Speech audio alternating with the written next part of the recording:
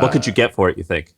I would not be interested in having any conversations for, less than on the order of like what you got, like The Hustle or Morning Brew or, stuff like that.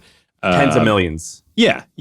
I mean, I just think like the value of what we've built, both as a business and revenue and our audience and our durability is in that category.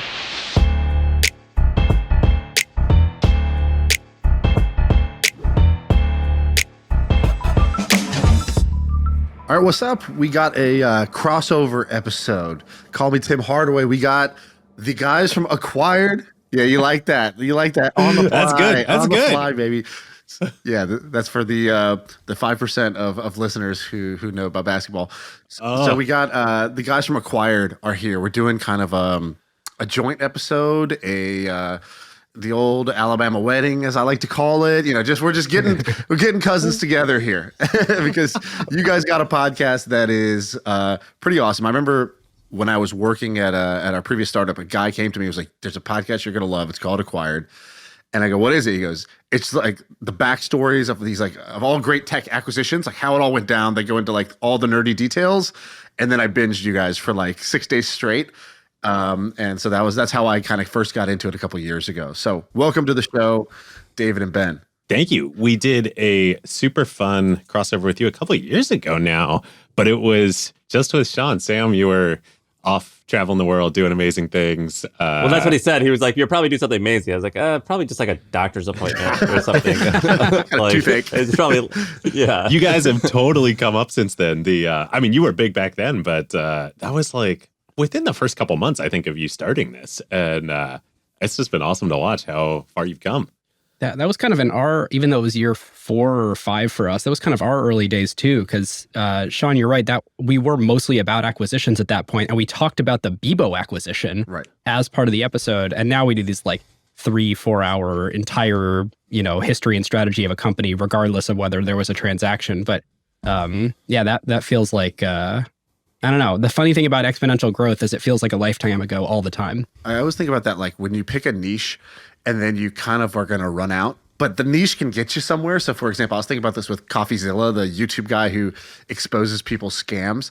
And I'm like, and then he did one the other day that was like, he DM'd a celebrity to promote some NFT thing. Like, "Hey, we'll pay you to promote this NFT thing." And like the white paper said like, "This shit's a scam" or whatever, but he didn't read it. Obviously he just like promoted it. And he's like, "Ha, scammer." And I'm like, but that's kind of entrapment. Like you're running out of people to cover here. You had to now create scammers. Like, I don't think that, like Ali G back in the day. Yeah, exactly. But like, that wasn't his original stick. But I was like, yeah, you're not going to, like, you're trying to be on this YouTube once a week treadmill.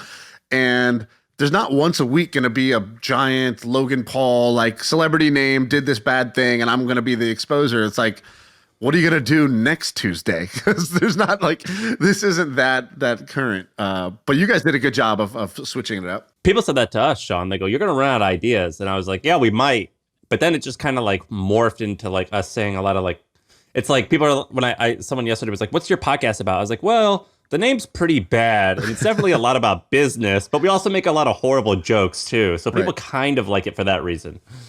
Yeah, I've been thinking about this a lot. Your niche earns you the right to exist, but it's in media, but it's your sort of demeanor and the way that you look at the world that then gives you license to expand from there. So like it's if David flavor, and I had, my friend, it's your flavor. Yeah, there we go.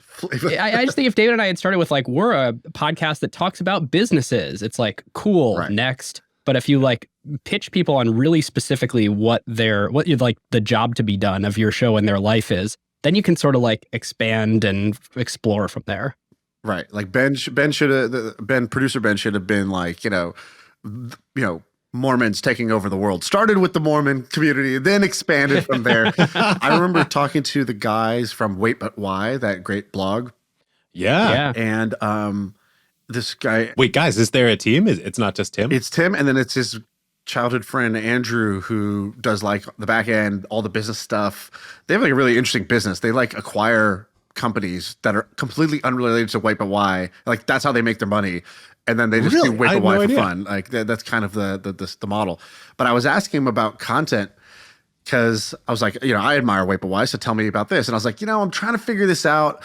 I kind of like to talk about this, and I kind of like to talk about this. And he's like, you need your your flagship franchise, and you do your franchise, and then people will love that franchise, but they'll also love you. And you'll earn the right to talk to them about like, oh, you want to talk about like mindset stuff? Cool. But unless you think mindset is the right place to start, earn the trust on the business side, and then say, by the way, here's my mindset stuff. And then you'll get some percentage of people to cross over, and then a new audience there too. You just keep launching new franchises after that. Love it. It's so true. It's also like you guys, you started several years after us, but like, I think you still Is that true? When did you guys start? 3 years ago? September of 2019, I think, or July. Wow, you guys are later than I thought. Yeah, we were 2015, but even in 2019, like it was still kind of early-ish enough days in podcasting that like the mainstream portion of podcasting medium was still early enough that people were looking for new stuff. Right. And like that, I think has changed now in a pretty big way.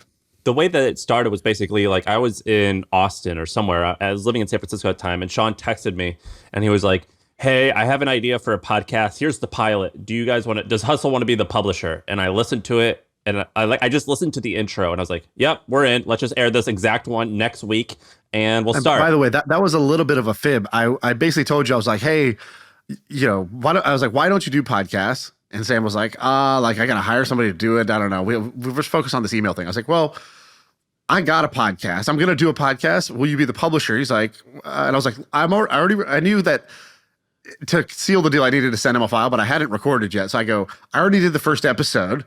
You want to take a listen to it? And then I just ghosted him on Messenger for 24 hours so I could go record the episode. Then came back and was like, oh, my bad. Here's the file. So there really wasn't an episode when I first messaged you, but I was like, I got the vibe that if this is good, if I get a good first 35 seconds, this is done. And so that's what I went and did. Yeah. And we were like, we're in. And then he did it his way. It was called My First Million because it was like first million users, revenue, whatever. And it was great. It was great as it was. But there was one time 3 months in where a guest didn't show up. And he was like, I booked the space. Do you just want to come and talk? And I was like, I guess. And we did that. And then it kind of did well. But the first episode he did by himself, it got 65,000 downloads. And we were like, dude, podcasting's easy. This is going to be awesome. And then over the next 12 months, it basically went down to as low as maybe 10 or 15,000. And then since then, it's basically just been a slow grind. Now we're anywhere from 100 to 200,000 per episode if you include the YouTube. Our YouTube is pretty weak. It's 20 to 50,000, 20 to 100,000. And then the RSS feed, which is iTunes and all that stuff, that's maybe 100 or something like that. Where are you guys at? Because no one talks about this stuff. Whenever you Google, I remember we were Googling how do we get to 100,000 downloads? But everyone out there was here's how you get your first 1,000, first 10,000. I was like, okay, but how do we get bigger? Right. We're almost the exact same scale with a very different journey. I mean, every journey is unique on this stuff. So our episodes get about 200,000 downloads, listens, whatever you want to call it. Which is interesting because Spotify has become so much more of the market now per episode. But unlike you guys, we do one episode a month, 1 to 2 episodes a month, and they're really, really long. So we have, with a few exceptions that we can talk about, we've never had kind of big spike viral, breakout moments. It's been a 8-year journey from 0 up to that.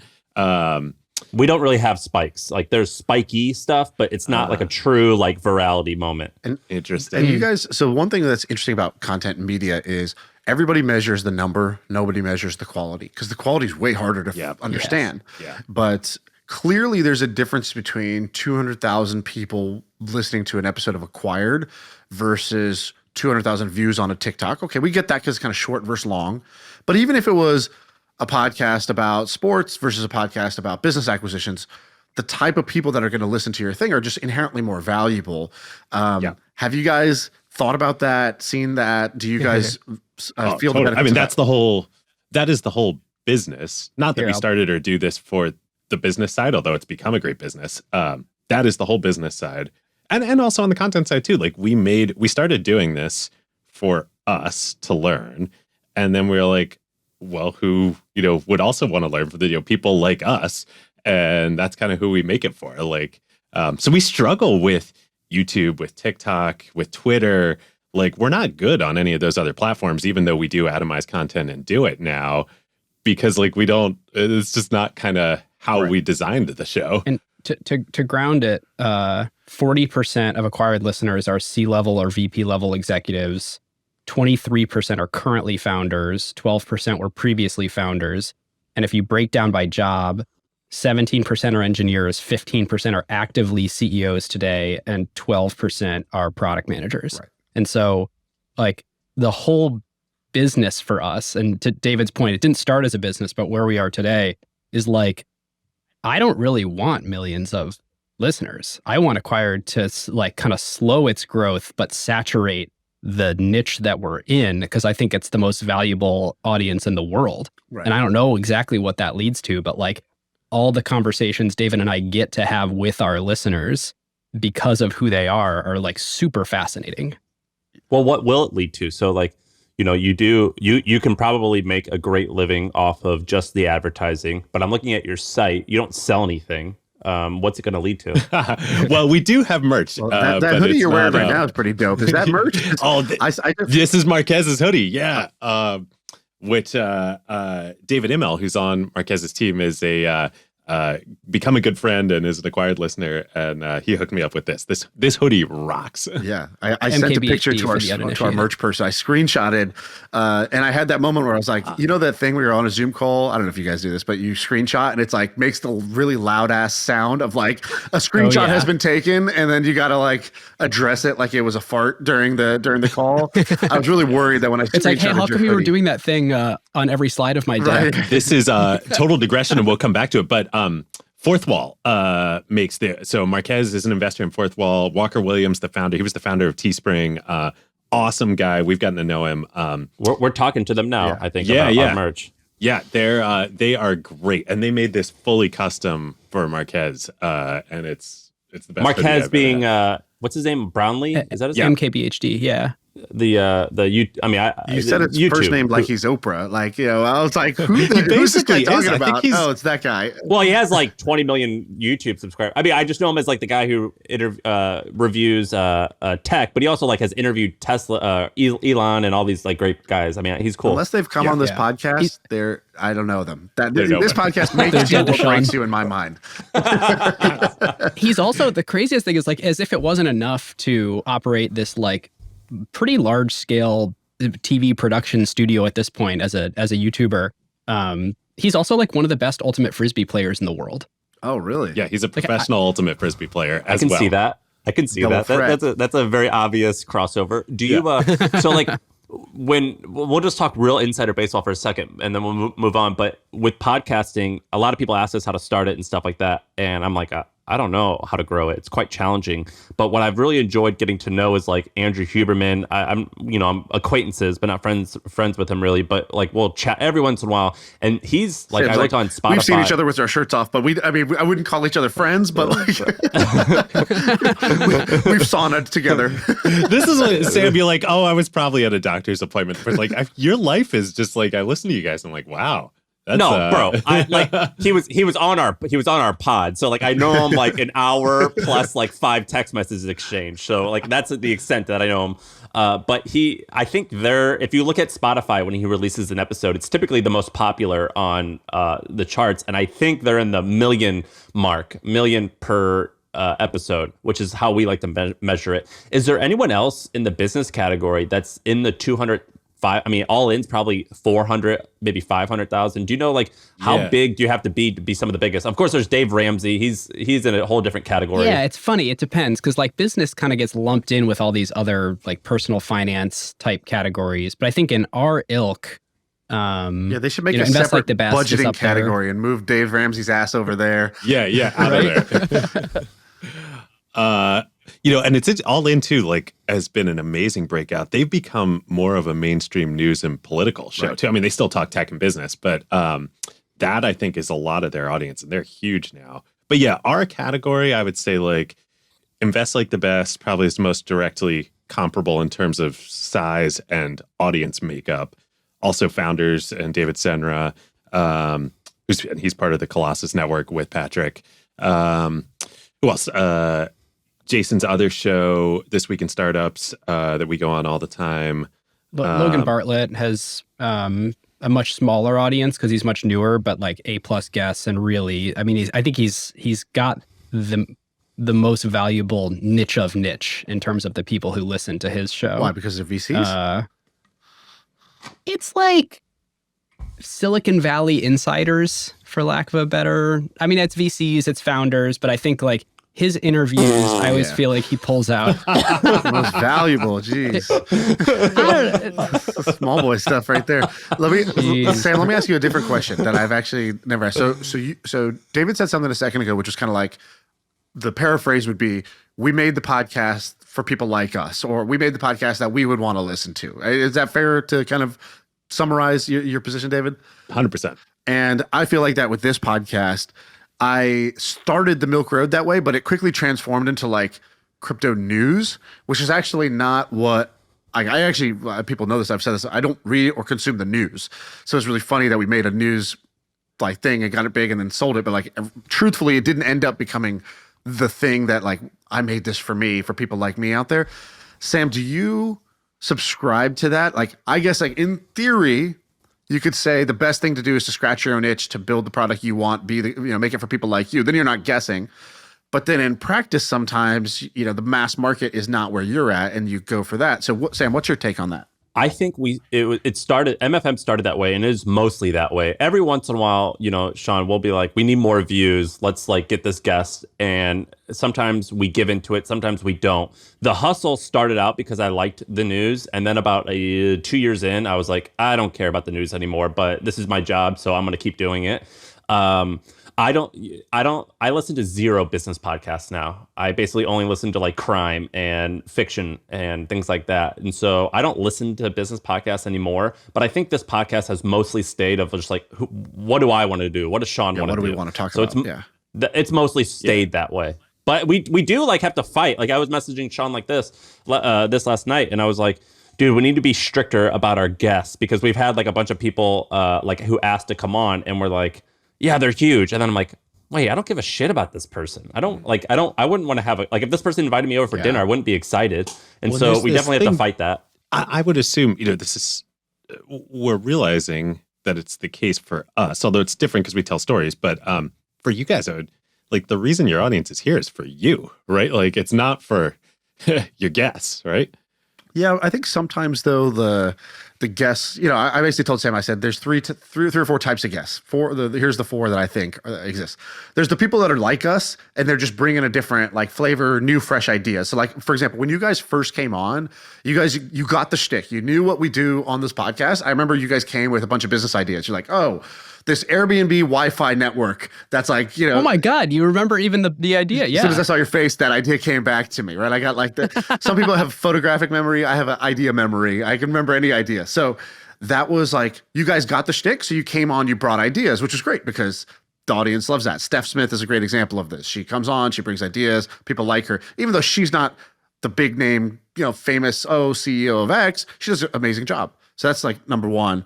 Number two is basically like, they are the big name. So it's somebody who a bunch of people are going to click on and might bring new audience. It's like you're legit famous in some way. Yep. You had Pomp on recently. Yeah. Well, how he would be 3, which is internet famous. So it's like legit famous. It's like, they've kind of like outside like Paris Hilton or something. Yeah. Like they don't have a podcast, or they don't have a newsletter. They don't have like an internet community. They're just like famous. Then there's your internet famous. And the last one is personal, like we want to nerd out with them, and so that would be like Ariel Hawani. Yeah, we had Ariel Hawani on. Like, I don't know how much of our audience cared about that, but I cared. I wanted to have that conversation, and we've had, Sam was like, "Oh, this guy Ken Rideout is awesome. He's like this 50-year-old like marathon record breaker guy. Like, I just want to talk to him." And it's like, great, let's do that.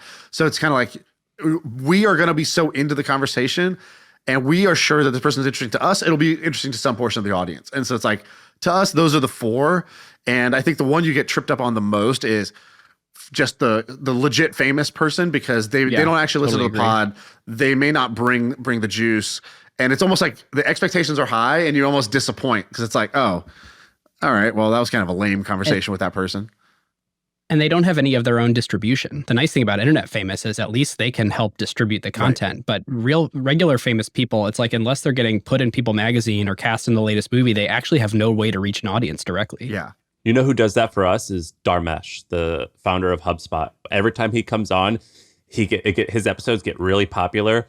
And he is popular and his content is great. And also he always does some internet marketing stuff where he kills it. He kills it for us every time. That's the best kind of guest that'll come on and promote. Right.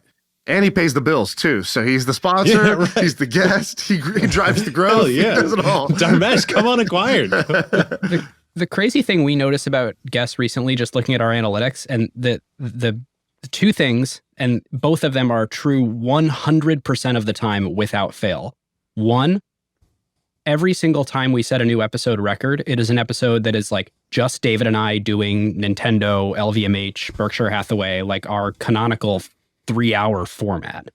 And two, every single time we have a guest on, it is less listened to than our previous episode.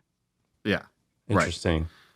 Just last question is, how do you guys prepare for that? Do you just like both read the same book and take notes and then just tell a story? We mostly read different stuff, but we've kind of architected. I mean, this is our differentiation as a show, which is so anti all the rules of podcasting, but I think is what makes us special is we have carved out that like we can take a month in our lives and do, it's kind of like if you were writing a term paper in college. Like we can do the research independently, each of us, on a company, on a topic. And then we come together and it's like, it's like a thesis defense or something that we do. And the goal is like between the two of us to have basically consumed every piece of content on the company. Like every other podcast that's ever been done, all the big books that have been written, all the talks given by the founder, try and find a bunch of weird stuff like talks given at industry conferences that have low view counts on YouTube. Obviously read all the sources of the Wikipedia page for the companies. It's basically like no one should be able to DM us after the episode and be like, oh, did you see this important piece of information on the company? We want to always be like defensively, no, we have consumed everything about this company. And I think the magic is that like if the output of that were a term paper, it would be really boring and nobody would read it. But because the output of that is Ben and I as really good friends, like talking about it, like that kind of makes it magical. The phrase we've been noodling on is conversational audiobooks. Oh, that's cool. To describe what it is. Are there any odd commonalities that you've seen amongst like the savages that you've done stories on? So for example, Ben Wilson has, he does How to Take Over the World, and it's historical figures. And he's like, it's weird. John Rockefeller, Edison, and Napoleon, a bunch of these other people, they ate really lightly. Like they didn't eat a ton of food because they said that when they overate, they felt brain fog and for a bunch of different reasons. Are there any strange commonalities that you've found amongst like these conquerors of the world? Well, we talk more about companies than we do about people. Like Ben and David Center over at Founders, or companies. People. Yeah, or companies. I mean, it's the classic like being contrarian and right, and you have to be both contrarian and right. But the people that we're studying and the companies that we're studying are such extreme outliers. Like they're they're 4 standard deviations from the mean in terms of like how did a company do, and so they're sort of like an N of 1. Like there's one TSMC in the world. There's one LVMH who owns all the most valuable luxury brands except Hermes. And it sort of happens in a unique way every time. And so I guess the biggest takeaway for me is like, it usually is the founder doing something that like literally everybody else had left for dead. And when I say that, I mean like Bernard Arnault going and buying Christian Dior from the French government out of bankruptcy in, when was that? The 80s, David? 80s, yeah. Or like literally no one else was bidding on this like dead asset. Or the example for starting TSMC is like 0 other people thought that you should be starting a foundry when you have no chip IP to make other people's chip designs. Like there were 0 other people that thought that was going to be successful. Like there is no formula. Every story is unique, but a big category is like something that has been left for dead. For like sometimes it's inventing something new whole cloth, but like really big category is like, oh, this thing is over and done with. Oh, David, Nintendo.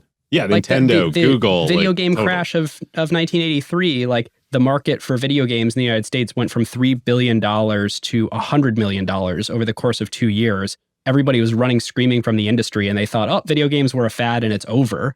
And then you have Nintendo that comes in, launches the NES, and then within 5 years has 95% market share and has grown the industry back to a $3 billion industry. It's these like nut job bets. Has that like given you guys any confidence to succeed, do you think? Like, because Shaan and I talk to all these awesome people, and like we'll talk to there are a handful of people, and I've said this a bunch. There's a handful of people who we talk to and we say, oh, you're definitely like significantly smarter than we are. Or you're significant, you have this part that's more significant than us. And then there's other people who we'll talk to that are worth hundreds of millions or billions of dollars, and it's like, well, you're not like 20 times smarter than us, even though you're 20 times richer, but like you might be a little bit or sometimes a little bit less. And that's given us confidence, at least me for sure, because I'm like, oh, you definitely are insecure. You question yourself, you doubt yourself, but you still went through with it. It's a good question. Like, I know how to be contrarian. I'm not sure I know how to be right yet. Like, we're halfway there, baby.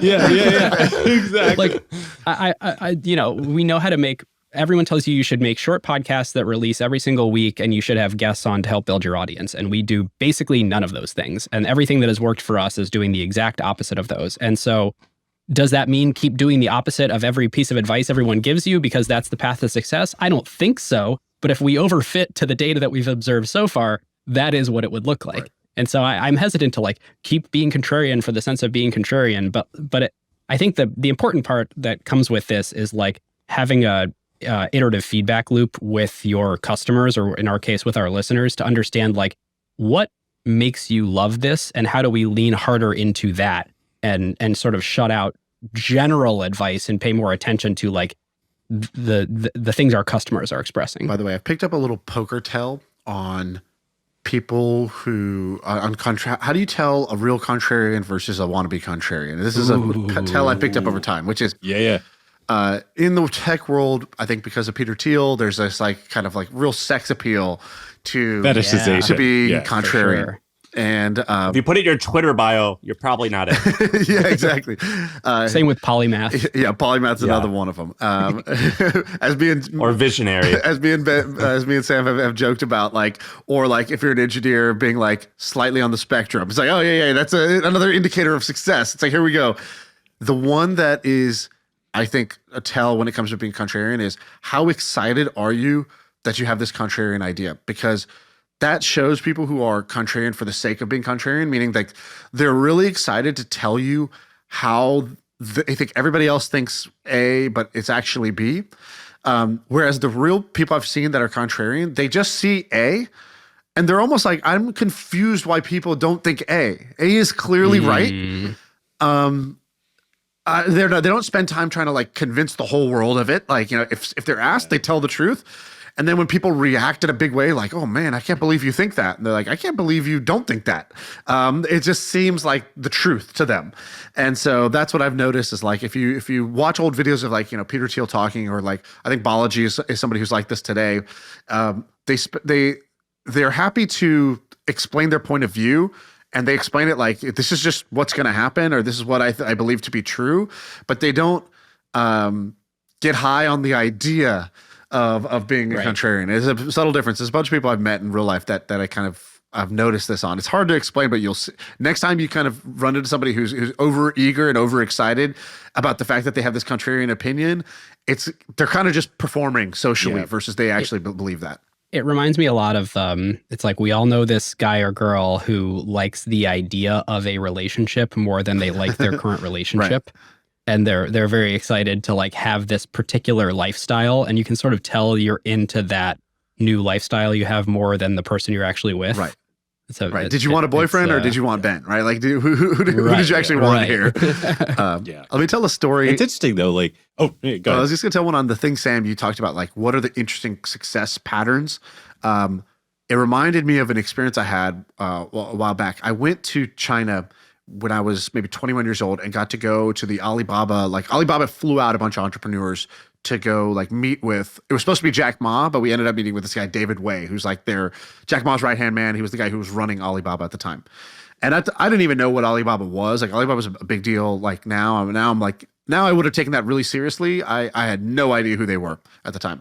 And we get there and somebody asked them this question. They raise their hand. They go, what do you think is the most important things for success? For the success of a company? Alibaba is a multi-billion-dollar company. What made it successful? And he goes,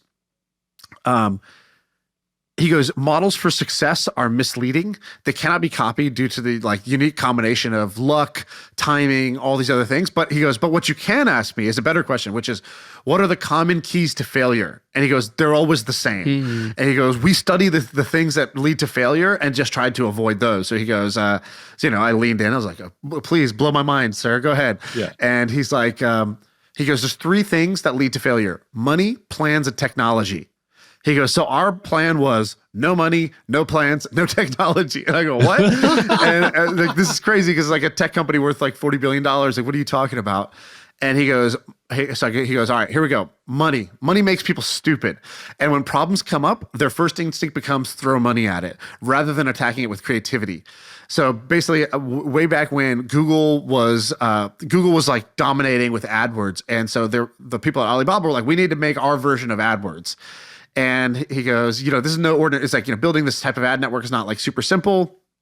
He goes, so Jack Ma cut a check for $250,000 to build this project. And Lateem like laughed, like you're missing 3 zeros on the back of this. Like, what are you talking about? 250K. And he goes, that's how much money it took me to start Alibaba. I had less than that starting the whole company. So if you need more than that for a feature, we're doing it wrong. And they're like, well, how are we supposed to do this? He goes, do exactly what I did with Alibaba. He's like, so he moved 19 people into his apartment where he had started Alibaba. He's like, that's your office. Right. Yep. You're going to work there. He's like, you need servers to run the ad servers? Cool, go find some. Like, go get some used junk servers and like re-rig them, get them, refurbish them, and make them work. And they go, but there's no redundancy. He goes, if you're building where you need redundancy, like we've done this wrong, right? Like, this is, you need to build this so that it works without redundancy first. And so he did that. That was the no money. Then he's like, no technology. He's like, everybody wants to call us a tech company. No, we are a service company. We're here to serve our users. If you don't think of yourself like you're in the service industry, you're in the wrong industry. And then his last one was plan. And it's like, all right, well, dude, how'd you do this? Like, why no plans? Why are plans bad? He goes, well, you guys are 50 young entrepreneurs who got flown out here to do this. I assume in America, you guys have done something good. Otherwise, why would we have picked you? He goes, how many of you are doing what you initially planned to do? And like nobody's hand went up, and he was like, exactly. And he goes, plans are fine, but they always change. That's the only thing we know about plans. The mission never wavers. Sometimes you'll need a plan to get others to believe, but remember, you should not believe that plan. You should follow your gut and adapt constantly to the circumstances. Don't follow the plan you wrote when you started. Follow your mission, follow your vision, follow the why. If you do that, you will be successful. And I was like, damn. Dude, did you write all this down? Yeah, like you read notes.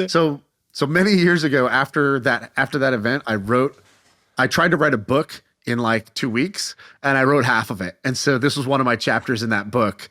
And I just found the PDF on my computer when you were talking about this. Oh, that's awesome. That's hilarious. That's amazing that you did that, because that was years ago. What a great story. It's so applicable. I love that that's applicable to Alibaba just as much as like I'm thinking about you guys and us and like how we started the conversation. Like, yeah, we had no money.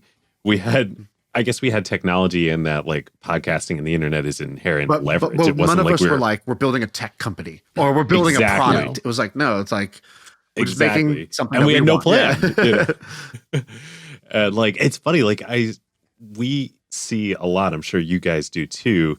People come to us like, oh, how do I start a podcast? How do I start a successful podcast? We see like big companies come, the like offline celebrities that want to start podcasts. And it's like, they come with money, technology, and a plan, and are like, it's not how it's gonna work. It's gonna suck. Well, you guys probably see this with your episodes. Like, how many of them started doing what they're doing? Like, I don't know. I haven't listened to all the recent ones, but like, I don't know. Was Nintendo what we think of Nintendo today, or did it? Dude, Nintendo was making. Wait, real quick. Do either of you know the origin story of Nintendo? or have a guess at how old Nintendo is. I think it's really. I remember reading it once. I don't remember off the top of my head, but is it like Sony where they were like selling rice or something, and then now they're who they are? It's even better. Yeah, it's a 130-year-old company.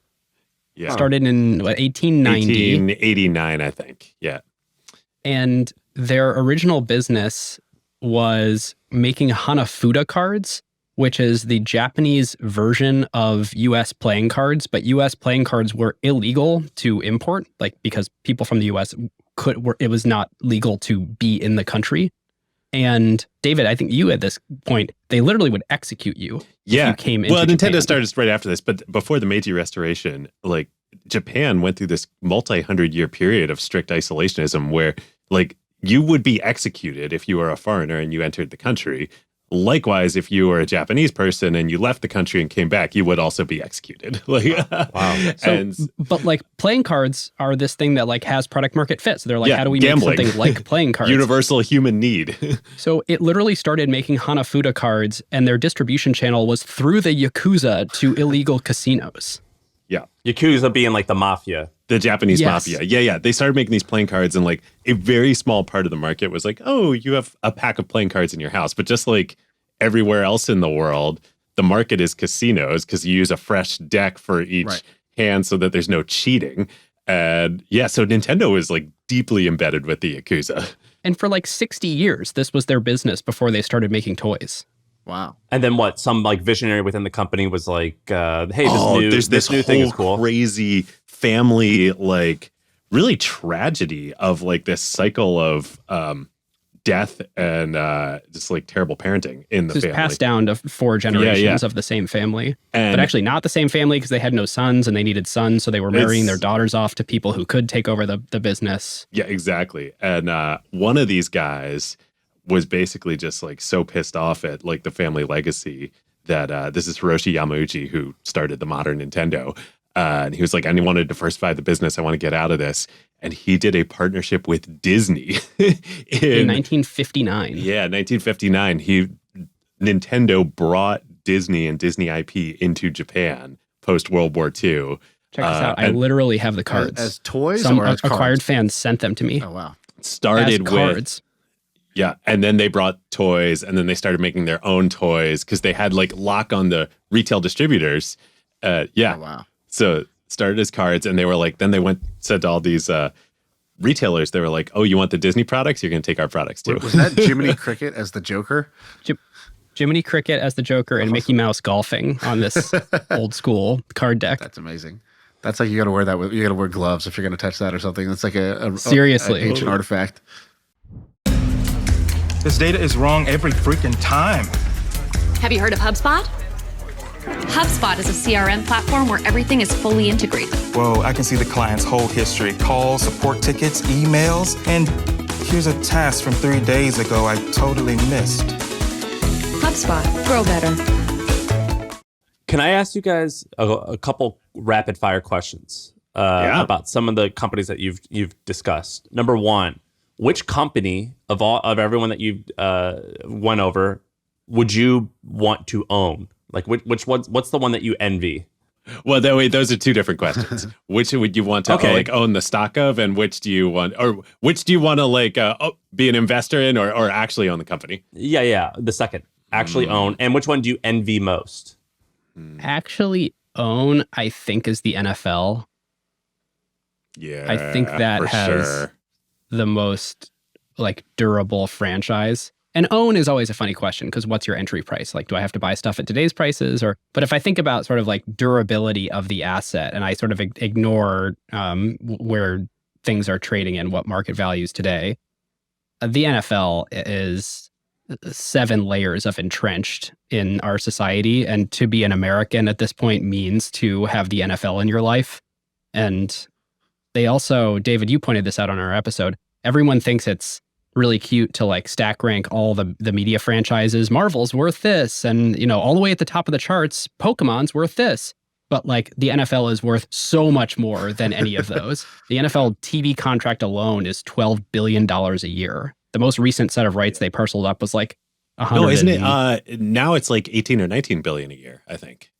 Something insane. And they recently signed a 10-year deal, so it's like a $150 billion deal like a just venture for the firm TV managed rights. The NFL has all the franchises, but is there basically like this like top level holdco that owns like the media rights and the franchise It's fees? communist capitalism. They all own it all together. But the NFL, unlike any of the other leagues out there, there's starting to be a few little cracks in this, but like they negotiate with the TV contracts and now all the streaming and everything unified as a league. So there's no like, like how the Yankees have the Yes Network, like their own TV network. There's none of that in the NFL. It's all together and it's all equal revenue share. Have you guys done an episode on MLBAM? Yes, yeah, way we back did, when the way back. Disney, What's that? actually the first investment before the acquisition. Well, these guys can tell you the full version, the accurate version. I'll give you the dumb version, which is the Major League Baseball had created a tech team, basically a tech company inside of Major League Baseball, co-owned by like the teams. And the job was like, hey, like people are trying to listen to this on the radio. We need to like do digital streaming audio. Was, Ichiro, because when Ichiro came over from Japan, they needed to stream. Do you remember that guy, Sam? Ichiro Suzuki, the guy who played on the Mariners? Yeah. He was like a phenomenon. And so people in Japan wanted to watch watch wasn't even an option. I think it was listen to the games. So they needed internet streaming audio. And so they built this thing. They started offering it, and then each team would use it. So it was like, each team co-funded it. So they would like cut a check, and then that developed technology for all of them. But then they ended up spinning it out as a multi-billion-dollar company because they're the best at video streaming now. Like they stream, if you want to watch Game of Thrones, it's MLBAM's video tech streams Game of Thrones, so that when 10 million people click play as soon as the episode drops, that like the thing doesn't crash, which is kind of just an amazing thing. And so that like spin out, like who would have ever thought like one of the big tech companies, unicorn tech companies came out of like this baseball co-funded thing. It's like kind of an insane story. And it was in like 2004 or something that they started working on it. They had a 5-year head start on having the insight that this infrastructure was going to be important over Netflix. Like everyone thinks like, Netflix, is in with the ISPs and it's the best in the world at this. Like BAMTech was doing that 5 years earlier. Yeah. And it ended up getting acquired by Disney and like is a huge part of ESPN streaming, like all the ESPN plus Disney plus, like it's crazy, the history. Is there a certain founder, CEO, leader who you would rank as the person you'd least want to compete against? Whether historical or modern? Here's another way of phrasing that I heard that I like. There was somebody who was talking about the NFL draft, and there was like 4 QBs that were competing, and they're like, well, this guy's got good arm, this guy's good at running, this guy's a great leader, blah, blah, blah. And then this guy asked this question that I loved. He goes, let's say they all went on vacation and they rented a car and they're walking out to the Jeep. Who do they throw the keys to drive this car? It's like, who's the leader? Who's the alpha amongst alphas amongst these QBs? So who's that in the CEO world? I think we got to say Jensen Huang from NVIDIA. Like, he's such a badass. So, I don't know anything about NVIDIA because I just know it's a killer stock. So, NVIDIA makes the chips that are in computers and it involves display. GPUs. Like, you can get like a NVIDIA. Is that right? Yeah. So, NVIDIA is in their sort of third major act chapter. As a company. Yeah, third act. But loosely defined as like they popularized the idea of a GPU in addition to the CPU. And originally the use case was for video games in the 90s. And, I think everyone who ever built PCs remembers like, oh man, I got to get this hot new GPU to slide in the card because it's better than the integrated graphics thing from Intel. And so that was sort of their market for a while. And it was all about gaming PCs. But then, like, again, 5, 6, 7 years before the rest of the market, Jensen basically made this bet where he saw researchers using the GPUs, the gaming graphics chips. They were like going to Best Buy and buying a bunch of NVIDIA graphics cards to do AI research. And he was like, I think we should lean really heavily into this. And so he spent billions of dollars and thousands of headcount for 5 years to build up this like whole software stack called CUDA that if AI and ML was going to become a thing, then people were going to use CUDA to develop exclusively on NVIDIA's hardware. And so by the time it did become a thing, like 5 years ago, NVIDIA had this enormous moat around it as being the platform to develop AI on. And it just so happened that the technology, this like super heavy parallel processing matrix math technology that makes gaming graphics chips work, is the very same math that powers what ML is all based on. But other than, so NVIDIA, for the listener, I just looked it up. It's a $650 billion company. So one of the, I don't know, top 20, 30 biggest businesses in the world. But other than him being correct, what makes this person like a savage or that they're just like, there's so many points in history. Like he is He has 19 wives. Let me no, he actually like he's a total family man. He's been married to the same person he met in college. They have 2 kids. Like he's but like he's got a giant tattoo of the company's logo on his shoulder. He wears leather jackets. He drives really fast cars. He's like he's basically like Elon, except not like like right. Like and he's Elon except kindness. right and like leads with kindness. And but like I mean, they're like in each phase of the company, the absolute rational thing to do was like basically shut it down and like, you know, like talk about being left for dead. Like this company was left for dead multiple times, and he's built like just single-handedly, this dude created the AI revolution that we are in today. Like NVIDIA and CUDA is essentially like, you can think about it as like the Android plus iOS of AI. Like no NVIDIA and no CUDA, no decision by Jensen to do this. We are not living in the world we're living in today. Sam, I'll give you a different answer for the thing you're actually looking for, which is like who is the most savage person to compete against. That answer is Bernard Arnault from LVMH. He's the richest man in the world today. And he got there not by being the founder of a business that happened to have product market fit and appreciated wildly. It's because of his deal prowess and the way that he was able to effectively outsmart the rest of the market to hoover up 70 of the history's most important and trusted brands into one umbrella and then find leverage in every single thing he does to expand the empire. Is there anyone who you think is overrated, who's on a pedestal, and you think, I don't think that person's that great? I think it worked out, but I think they're overrated. It's a very unacquired question. Let's see. Dave and I are nice people. We are. We don't. Well, just pick a dead person. One that I like to. I like to talk about. Dead person. Or you can pick anyone, but someone who's like. No, I think one that I like to talk about here is. I don't know that overrated is right, but like I think a lot about in investing about. There's this great Buffett quote, not one of his most well-known ones, but. It's something like you want to own a business that, even an idiot could run because someday someone will, and I think about, to me, what that means is like, you want to own a business, you want to invest in a business that like literally you cannot kill it. There's nothing you can do to stop this juggernaut. And to me, that's Airbnb. And we talked about this a lot on the episode we did on Airbnb, but like, it's just like the most amazing global network effect of all time.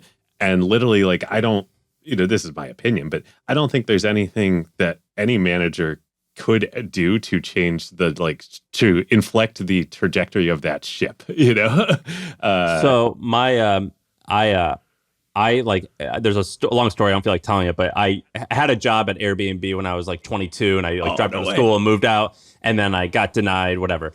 And so I didn't end up working there, but I got to interview with the founders. And then years later, my wife ended up working there. And during work from home for COVID, Brian would give these talks every Thursday. And we lived in a small apartment, so I like inevitably would hear it.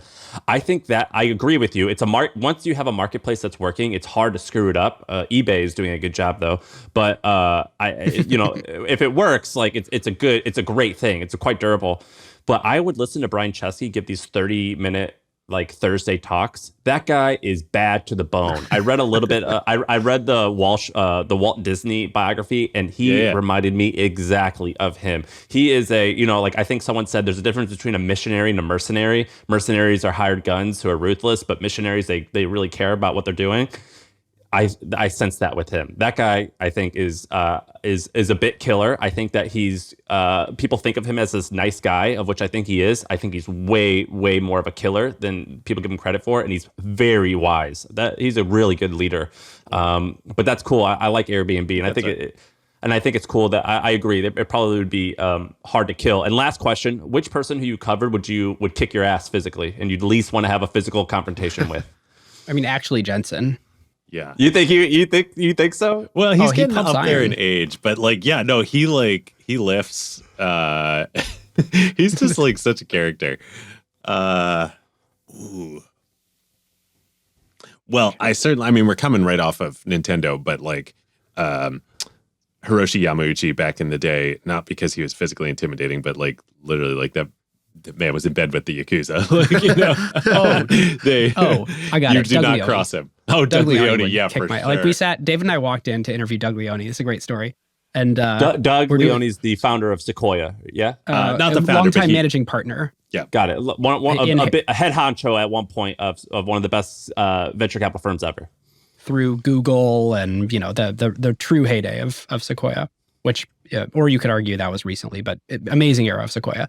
And so we, a lot of times, like with guests, we'll get to like spend some time beforehand and get to know them and go out to dinner afterwards and build real relationship. And we like email or text, and you guys know the drill. And so with Doug, we didn't communicate with him at all beforehand. It was all with some other lovely people at Sequoia. And we walk in and we set up, and someone walks in the room and then they go, "Okay, are you ready?" And we were like, "Yep." And they were like, "Great, we'll go get Doug." Doug walks in, he sits down, he says, "Hello. Are we starting?" And we were like, yeah. So we hit record and we finished. Like, so we did the whole episode. Make me laugh. We finished, go. right. We Voice finished crack. recording and Doug goes, Doug just goes, "Great, thank you so much." And he gets up and leaves the room. So every word that I've ever spoken with Doug Leone, on except the for record. like 2 or 3, is on the record in the episode that you can listen to in our podcast feed. And later, his EA did come in and say, "Hey, Doug wanted to know if you guys had any feedback. He's always looking to get better." And sort of like came in and chatted with us. But I was like, wow, that is that's aggressive. Strictly Doug business. wanted to say thank Yeah. you, but he doesn't waste breath. So I'll And stay then at the two. assistant, and the assistants just punched you in the arm and gave you a raspberry and said, "That's from Doug." He also had he has, I think, still to this day the best quote quote. on Acquired Yes. that is not uttered by Ben or me quoting somebody else from history, but the best live quote on Acquired. He was talking about after the .com crash when Sequoia was like kind of made this vow that no LP would lose money. Like they wouldn't take a mulligan fund. They would like work the They portfolio cut companies. fees. They didn't cut take fees, salaries. Make sure that they have positive returns. And he said, he's like, Mike Moritz and I linked arms, or it wasn't, I think it was linked arms. He said, Mike Moritz and I decided that like we would stand there and we wouldn't flinch and you could burn cigarettes on our arms and we would like, we wouldn't take a mulligan on these funds. We're like, damn. He also has kind of an accent, right? Like he's doesn't he have like kind of a, He's got this Italian New York yeah. vibe. yeah, that's cool. Well, are there any more of these like tough guys or tough women like that are out there now? I mean, when I hear that, I always think like, oh, that was a different generation. Do they make like, them I like think it Doug was. Leone Yeah. nowadays? Yeah, You like, I gotta, think you gotta Elon's, like, hide tough. it now. Yeah. Well, Elon's You do have to tough, but hide it. he ain't like tough. Like Travis Frank's Kalanick, I think Frank's was pretty. Lootman is still like this. Yeah. yeah. And The You're he's CEO, right. It's allowed a to dying be- breed, though. Like The we CEO need of more of Snowflake, these. right? It's like, Yeah. Frank, my badge is not working to get into the office. You still got teeth, don't you? He's like, you know, that's like when you read that guy's book, you're like, all right, yeah, this would be a pretty hardcore boss to work under. Yeah. It's totally a lost art, though. Like, yeah, I don't think they make them like that anymore, unfortunately. Yeah. That's crazy. Before we go, do you guys have any half-baked business ideas you wanted to share with the My First Million audience? Because that's what they love. Yeah, would love to do this. So I have one that we were actually kicking around together, Ben and me, for a while, but that we're not going to do, which is I think you could actually start a corporate podcast agency. So an agency for companies to make their own podcasts. Internal podcast or external? Either one. And my thesis on this is that for companies, there's tremendous value to having a podcast, even if nobody listens. If people listen, like upside. But even and if basically, you should just assume no one will listen because we have like there's so many great options. Why would I listen to a company's podcast? Right, but it is an excuse to have relationship building conversations with customers and prospects. Sales and biz dev, basically. Yeah, And exactly. it's sales enablement. Like once you have a conversation, you have it recorded, you publish it publicly. Even if there's no organic audience, you can still link to that and you can send it to customers as like a lead nurturing thing of, oh, somebody else was in this position too, and they talked about why our product made their life better. Right. Yeah, like what do Salesforce should have its own podcast. Yeah. What do they charge for that? What do people charge for that? I know Ben Wilson used to work at is it mission.org, Ben, or no, it was Caspian Studios, and I think they do that and you for like did this idea, Snowflake. right? Like, does this idea work or not really? What's the verdict on this one? Yes, it works. Yes, the customers are extremely price insensitive, so it's good. The margins are super high. We actually, like, combining the two things we just talked about, we made Snowflake's podcast, and Frank Slootman was on it all the time. Oh, perfect. So it's a really good business. The one bad thing about it that's coming into effect right now is when recessions hit, it's the first thing to go, right? It's just like the margins are super good when times are good, but then when times are not they good. email you being like, hey, can you send me the last 30-day downloads numbers? And you're like, delete the whole podcast, get rid of it. They're asking the question. It is exactly like that, yes. Yeah. What else you got? What else interests you at the moment? Ben, you got any? Or at least what deals are you seeing? Because you guys are investing. Are there any interesting deals that you're seeing or categories that you're seeing that you really like that don't start with the word AI? I mean, actually, no. Like, and I think that is correct. Like, I am one of these people that believes that saying AI, we invest in AI is a little bit of a silly thing these days because it's the same thing as 20 years ago saying we invest in software as a VC. It's like, yeah, no shit. Like, I think it's just going to be so quickly ubiquitous that, like, if companies aren't using AI in some capacity, you're starting to get a little bit like, what's a cool AI use case or company that you've seen and invested in or want to invest in, whatever? Well, and by the way, I think Shaan met with James Courier recently, and I think it was James on Twitter, or maybe Shaan, you told us, you go, I've been pitched by 200 AI companies in the last quarter, and I've invested in none because they're all weak or something like that. I didn't. So I haven't. It's interesting. I haven't invested in any either. I haven't invested. Lots of companies I've invested in have added AI stuff to their products, but I haven't invested in some like net new AI company. In part because I don't think AI is going to be the differentiation, and I don't think it's going to be defensible for the vast majority of companies. I think the value is going to come from, and the moat is going to come from the same thing that always creates value and moats, which is like network effects with your customers, or like a data moat where someone's already fully locked into your thing, and so they don't want to migrate because that would suck, and they have processes around using your thing. And so I sort of like, I believe that an enormous amount of the value from AI will accrue to these foundational models, but you actually do have to be using the foundational models in your thing in order to be like table stakes in the next few years, because everybody's going to expect all software to just behave magically. Right. Do you think, and this will be the last question for me, do you think that there's a world where you're going to sell acquired or do one of these Spotify deals or anything like that? Ooh. Have you been approached? Good question. Yes, but not in like a not recently, and not in a way that, like, not since we've become a real business. What could you get for it, you think? Like, Quibi Call Her Daddy, I think. Quibi tried to give him $5 million, but they said no. God, Quibi. Oh, wow. I mean, we would say no to that. For We sure. would for sure say no to that. I don't, like, if we could talk about, like, I don't I would not be interested in having any conversations for, less than on the order of like what you got, like The Hustle or Morning Brew, or stuff like that. Tens of millions. Yeah. I mean, I just think like the value of what we've built, both as a business and revenue, and our audience and our durability is is in that category. I think it's very much an open question. Like, it's gotten so much bigger than we ever imagined. How much farther can it go? Right. I'm curious how you guys think about this too. Would we trust our own underwriting more than an acquirer's underwriting? Because what has happened for us is it has doubled every single year for 8 years, basically no matter what we do. Like, we can't make it grow faster or slower than that. We've got idiots running the business here, and it still doubles. Right. Yeah. It's cash generative. Well, have you guys built any businesses off the back of it? So that's yes. you think it'd glow, David? No, I'm thinking kindergarten. So I have a fund on AngelList. I manage about $30 million of capital on AngelList between 2 funds and 4 or 5 SPVs. And while I used to be a professional VC before going full-time on Acquired, and that certainly helps, all of that's because of Acquired. Right. And do you so you did that fund.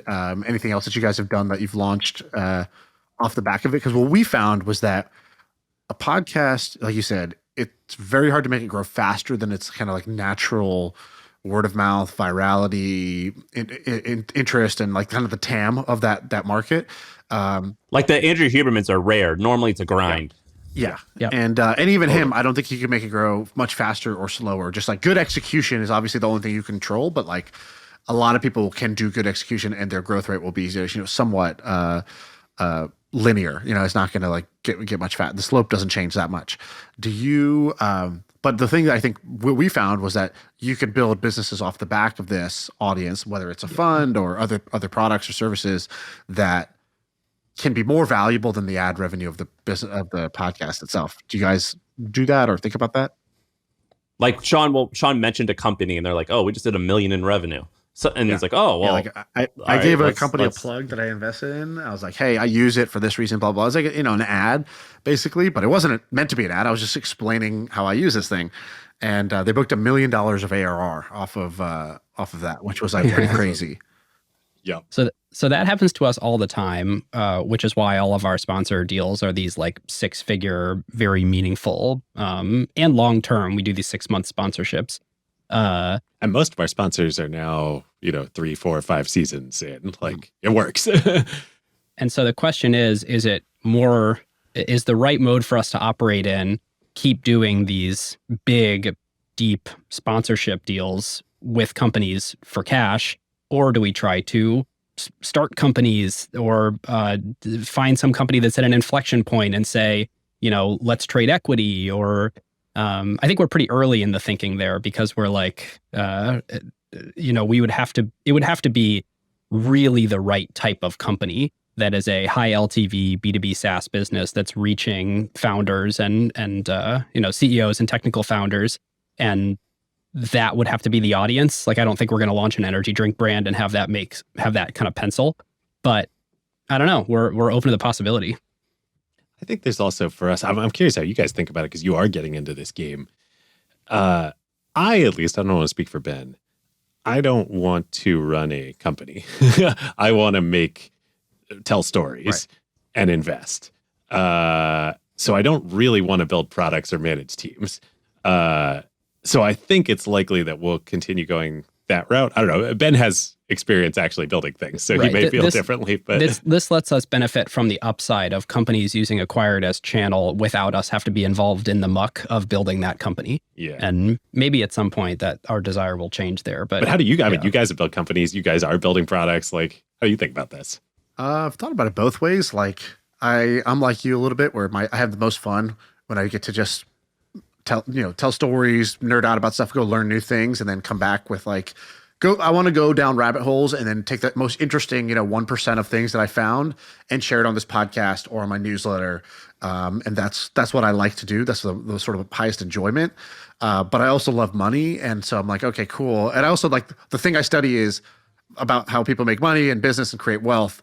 And so I can't help myself but like apply some of the things that I learned, right? Like it's very hard to resist the urge to apply the things that once you know them. Yeah. And but then you got to go recruit a team. Yeah. So I've basically played with every form you could do. So I invest both in startups as well as like cash flowing businesses. Like I'll buy 20-30% of a cash flowing business that I think I can help through the audience or or just through like, being an entrepreneur for 15 years and like learning a bunch of stuff.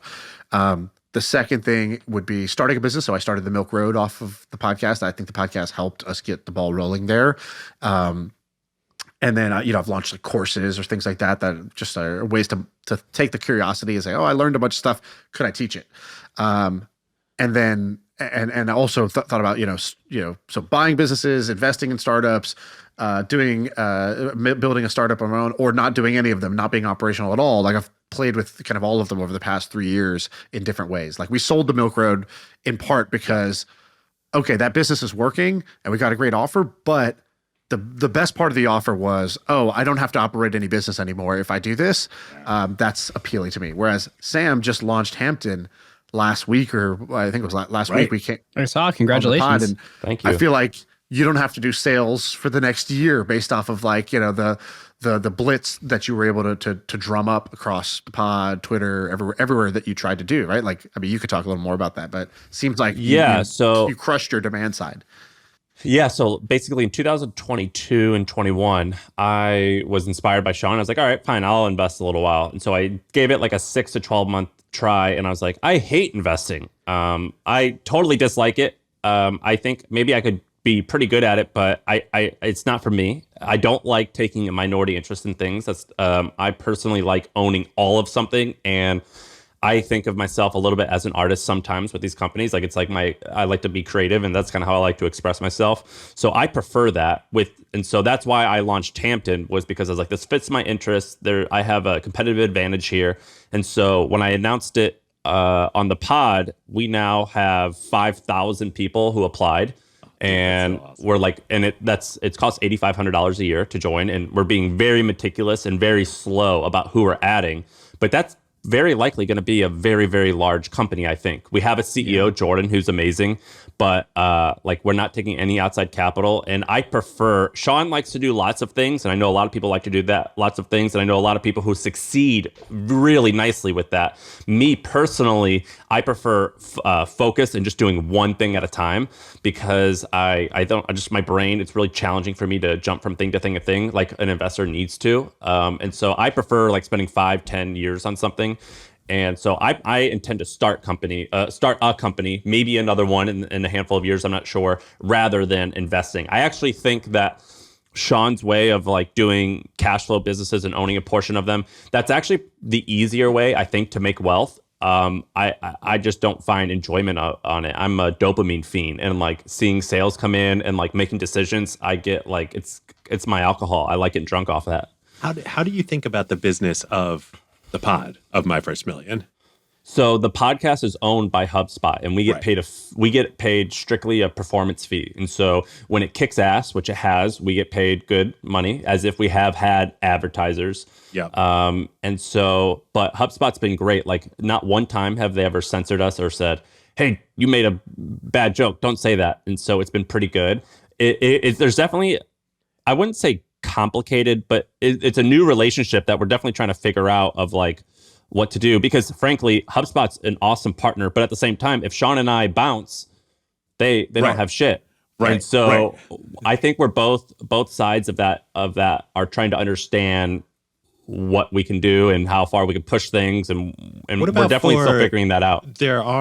You have some, and there probably are potentially more monetization options for the pod, right? Like, how does that revenue get split up? Like YouTube ads. Today we just don't. We turned off YouTube ads. We can't, like, if somebody wants to sponsor it, we don't, right? So like we leave a lot of money on the table in that regard. But you get other benefits, right? So you got to like kind of weigh those out over time and be like, so yeah, like the benefits that we have are basically, we don't do any of the work. So we record and then it goes on the internet. That's a pro and a con, because if we don't like how it's done, then it's like, shit, we don't like that, let's fix it. But as long as it's working well, it's awesome. We get paid without having to have any expenses. But then the flip side is, shit, we have all this advertiser interest and we know it works really well. Let's take more deals. And so I think there's a world where we do actually come to a compromise and we have more ads, but that's like it's a conversation. Yeah. Yeah. Is there a tension at all with you guys wanting to use the pod to do stuff that generates value for yourself that doesn't accrue back to the MFM pod? Like you launching businesses off it, or is that No, all great? they're great with that, and any revenue outside of the pod is 100% ours. Events, merch, whatever. But That's a great let's partnership. say that they're like, we're hiring a producer now because Ben's gonna go full time on his new thing. Whoa! Congratulations, Ben. Let's say that they're moving slow. It's like, hey guys, HubSpot, hurry the hell up! You're going way too slow. I got 5 friends right now who we could hire, and so like there's tension there for things like that. Yeah.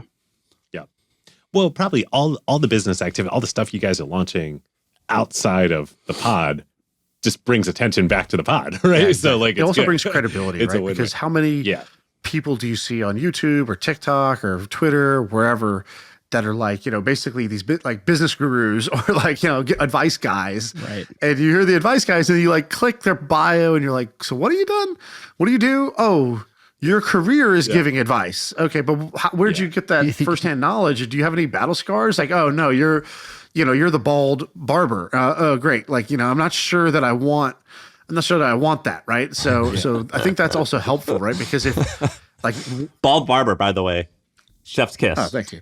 Good job. Yeah. I'm practicing my improv on the fly. I decided to take a few more risks of like, oh man. just tee up that I'm going to make the joke and see if my brain in that 0.5 seconds can come up with something. And if I fall flat, 2 out of 3 times, that's okay. That's still one that I got right. Even a blind squirrel finds a nut, my friend. You're doing great. Exactly.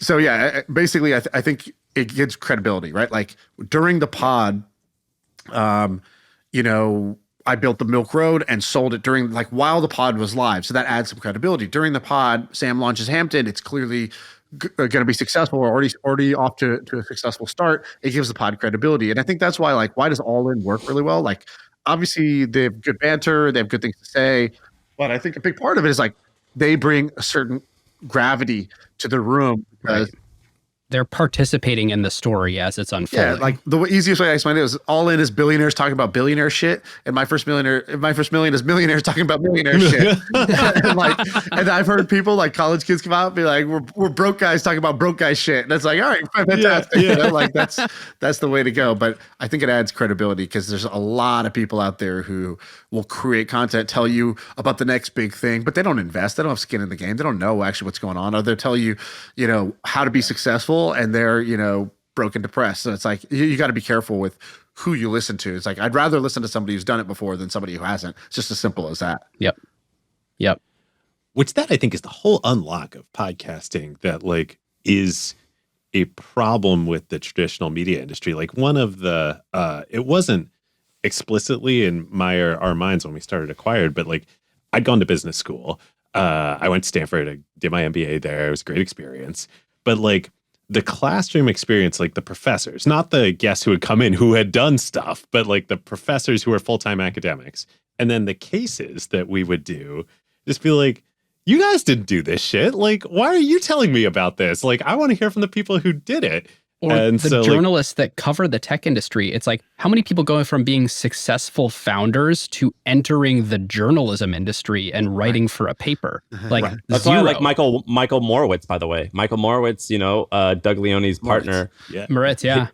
Moritz. He journalist turned billionaire. Yeah. And those VC always, in the middle there. Yes. Yeah. Sorry. Those, I remember journalist to VC. Once I went, but the reverse pipeline doesn't exist. So I always have to remind myself of this when I'm reading tech coverage. I'm like, okay, the very best ones of these people have immersed themselves in the operator founder communities to be able to pick up the je ne sais quoi and read between the lines of what certain things mean. Like Dan Primack is one of these types of people. But, a junior journalist coming out of journalism school, writing and picking up this beat, it's it's hard to say that that's a better way to learn what's going on than listening to people who are industry participants talking about what's going on. I remember once I went to a journalist, somebody who worked at TechCrunch. I went to their apartment in San Francisco, and I just walked in and I looked around, and I was like, this is the same apartment as everybody I know right out of college has. And I was like, and then they have this pen, and then they write on TechCrunch, and then it looks very different. But this is a person who's just they're a normal person who this is kind of like their first gig and they're covering something that they barely really true. Honestly, they barely understand. That doesn't mean they're not smart. Doesn't mean they don't have good intentions, but like, it's that thing where I forget the name of it, but it's like, if you read an article about a topic you actually know about in the newspaper, you're like, oh, okay. I see the limitations of how much stock I should put into this. But when you read about a topic you don't know, you're like, this is the truth. Oh, the New York Times is an expert. And it's like, they're probably also not an expert in that. It's like what it's called, right? Do you guys remember a few years ago when I think her name was Jen or something like that, one of the founders of Away Travel, like there was all these headlines saying this woman created a toxic workplace that's horrible, yada yada. And I was like, oh, this is a juicy story. Let's dig in. Where's the fraud? I love this shit. And you read the Slack messages that they're publishing, and listen you're like, to this. Yeah, she's running a startup. So someone she opened up a package and it was horribly done, and she said, if this keeps, or what did she say? She goes, I'm just going to have to pack these boxes myself because whoever's running this must be brain dead. And I was like, okay, cool. Let's scroll. Where's the good stuff? Yeah, and they're like, that's the thing. When she said the word brain dead. I'm like, that's the toxic work environment? Like, come on. Give me a break. That ain't nice, but that's not New York Times headline shit. Give me a break. Like, I want to see some. Got fired for that, right? I want to. Something like that. She bounced because of that. I'm like, that's it. Wasn't she Jen. said It was brain dead? the other woman. I forget what her name was. But like, I read that article. I'm like, there's no fraud. Like, she didn't, like, there's no alcohol involved. What's going on? Give me something good. I want cocaine and hookers. I don't want brain dead. Yeah. You know what I'm saying? At least like, this is why there's so much value to like what you guys are doing, that you're building businesses and talking about them, that like we're investing. Ben's a full-time VC. I used to be like, we know what's going on in a way that if you're just a journalist, like you can't. It's structurally impossible. Well, podcasts actually have more people from the field that come in and do it, because a podcast is easier. You're talking, you're not writing. There's no barrier. You don't have to like edit and like, make a cool fancy TikTok thing. You don't have to like layer in filters and stuff. It's just, you sit down and you talk. That's why you see like Reid Hoffman will do a podcast. The straight up audio medium? Yeah, just like straight audio. Or even audio with the webcam. Like, now I think that's getting a little bit easier. But basically the podcast format, I think there's a reason why you see so many like ex-athletes do this, where like, the same thing. Like you have Skip Bayless, who will just go say how this person they don't have the clutch gene. It's like, bro, that's not a gene. And he'll just like, he'll make fun of people. And then you have JJ Redick, who's an ex-player, just so good, retired. Old man of the three, so good. He's phenomenal at content. His point of view is so much better than theirs, and that's why his stock is going up. Like his views are just going up and to the right, because he's good at this. He pulls real guests. When he pulls real guests, they don't talk like they're talking to a reporter, because they played with JJ or they played against him. So they actually open up about stuff, but he's also not trying to trap them in these gotcha questions. So there's like some mutual trust there. And then he'll just share like, when you're a player on the road, like, this is the situation. Fans think you're practicing and blah, blah, blah. But actually, here's what happens when you go in. And he's just saying what's really going on. And so to me, when you see that, and again, it's because podcasting is a lot easier. If you told him, hey, I need you to write like beautiful, well-written blog posts every other day, it'd be very hard to do. But for him to just, something happened, get on the microphone, give my point of view, they could do it. So like you get more credible experts in podcasting than I think on any other like medium. This is probably actually a good use of AI, is being able to turn the ramblings of people who are industry participants. You run that transcript through and you say, write this as if it was a New York Times article with a strong lead and, this many words. Like, it is amazing how I feel like I've transformed in my use of GPT over the last month, where I was using it to try to answer questions, which it's fine at. But of course, that's the first thing you're going to do with a prompt. But my use case recently has been take lots of stuff and feed it in as the prompt and then ask it to make it better. So like I wrote a LinkedIn post about our most recent acquired episode, and I fed it, I just pasted the whole thing into ChatGPT. I was like, can you make this like more exciting? And can you make this more likely to go viral? And like, is that literally all you said? So you basically copy and pasted 500 words. You said, here's a LinkedIn post I wrote, make it more exciting. Let me see exactly what the prompt was, so I don't BS on the pod here. Okay, no one can check. It's AI. Can you please act as my editor and modify this to make it more likely to go viral as a LinkedIn post? That's so funny. And it indexed way in the other direction. Like it full of emojis. You're like, and, chill the fuck out, open big AI. capital letters, discover the secrets, like a lot of like, and so I had to tone it down, but I totally used that and it helped me rephrase a lot of things where I had like awkward phrasing that didn't flow well. It's a very good rewriter. Yeah. That's awesome. Totally agree. I'm gonna start doing that. Well, guys, you're awesome, man. a blast. Thank you for coming on.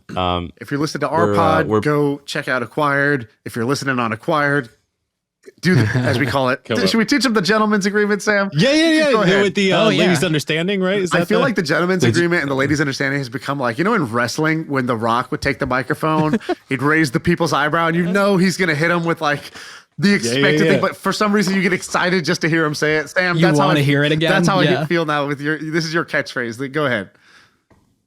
This is the gentleman's agreement. And so basically the way it works is, look, you're going to 7-Eleven, you're going to go buy gas, whatever you are. And at the top, when you're about to pay, you see a little jar and it's for muscle dystrophy. And there's all that money in there. And of course, you don't take that money. You leave a dollar there. No one's going to stop you, by the way, if you took that money. And that's basically what this podcast is. This podcast is free. Us four, we just dedicated hours of our day to do this, but unlike every other podcast, this one's not free. Just like that jar, you got to leave $1, meaning you got to go and subscribe to Acquired's podcast on Spotify as well as iTunes, and do the same with My First Million on our YouTube page. And you click subscribe. It's called the Gentleman's Agreement because we're not there. All right, we're just shaking our hands. Ladies, what is it called? The ladies' understanding, the gentleman's agreement. Yep. We're not there to help you guys out. It's just honesty. So everyone's doing it. Don't be left out. You have to do this. That's our agreement. We create the content. You click subscribe. I love it. You guys are innovative. And there's real value. Like, it's not, for our audience, if you go and subscribe to My First Million, you're going to get smarter. You're going to get more ideas. Like, this benefits you. So it's not, you're not just pulling money out of your wallet here. You're doing something that's going to make your life more fun. And that's the gentleman's agreement, and that's the ladies' understanding. David, you want to take us home? What were you saying? Oh, I was going to ask, I could keep jamming with you guys for another hour. I was going to ask, you said Spotify. Do you like, where do you like people to subscribe? Spotify, YouTube? You guys are all over the internet. Well, you said earlier that Spotify is your main thing. So once we started doing the gentleman's agreement, our YouTube channel went through the roof. So we went from like 150,000 subscribers to close to 200 in like a month or 8 weeks or something like that. Sam, we should do a every pod giveaway of YouTube Premium to someone in the comments. So go to our YouTube, go to this episode on YouTube and just type in Premium, and we will pick somebody. We will pay for your YouTube Premium so that you can listen to this pod ad free in the background. You can lock your phone and walk around, and you can enjoy that sweet $14.99 a month that we're going to be paying for you for the year. So 1 year of YouTube Premium in every episode. Call it now. Oh, I love it. That is brilliant. I'm setting a reminder to go comment because I am a YouTube Premium subscriber, but I want you guys to foot the bill. Yeah. Well, thanks for doing this, guys. We appreciate you, and we'll have you back on. And thank you for everything. Likewise. See you guys. Catch you guys next time.